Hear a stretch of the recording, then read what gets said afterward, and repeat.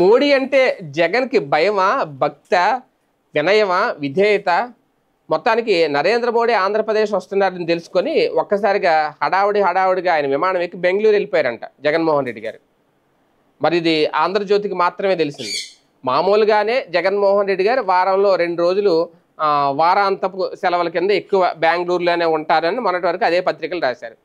ఇప్పుడు వీకెండ్, ఇప్పుడు already Friday వచ్చేసింది, ఆయన బెంగళూరు వెళ్ళిపోతారని అందరికీ తెలుసు. మళ్ళీ దాన్ని మోడీ వస్తున్నాడని చెప్పి జగన్ బెంగళూరు వెళ్ళిపోయాడు అని చెప్పడం అంటే రాజధాని పనుల పురోగతికి ఓర్వలేకే డొమ్మా కొడుతున్నారు. ఆయన ఆహ్వానించారు, పిలిచారు, ఆహ్వాన పత్రిక కూడా ఇచ్చారు. అయినా సరే ఆయన రాలేదు, అక్కడికి రాకుండా డొమ్మా కొట్టారు. ఆయన ఎందుకు వస్తాడు? జగన్మోహన్ రెడ్డి రారని తెలుసు అక్కడికి. అంటే అక్కడ తెలుగుదేశం పార్టీ, జనసేన, భారతీయ జనతా పార్టీ వాళ్ళు ముగ్గురు కూటమిలో ఉన్నారు కాబట్టి ఖచ్చితంగా ఆ వేదిక మీద ముగ్గురు కనిపిస్తారు. జగన్మోహన్ రెడ్డి గారు ఎందుకు వస్తారు అక్కడికి?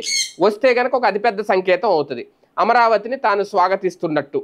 ఓకే, ఆ ఎన్నికలకు ముందు దానికి ఖచ్చితంగా క్లారిటీ ఇవ్వాలి. జగన్మోహన్ రెడ్డి గారు స్వాగతించారా, తిరస్కరించారా, కంటిన్యూ చేస్తారా లేదా? ఇప్పుడు ఇంతలాగా దాదాపు 99,000 ఎకరాలు సేకరించి 1,00,000 ఎకరాల వరకు సేకరించిన తర్వాత దాన్ని ఎలా కాదంటారు? కాకపోతే ఆయన ప్రతిపక్ష నాయకుడు, ఏదో రకంగా ఇరిగించాలి. ఆయన ఏదో బెంగళూరు వెళ్తే ప్రధాని వస్తున్నారని చెప్పి జగన్ జంపు. ఇది తాజాగా రాసిన కథనం. ఎంతవరకు నమ్ముతారు, ఎవరు నమ్ముతారు ప్రజలు?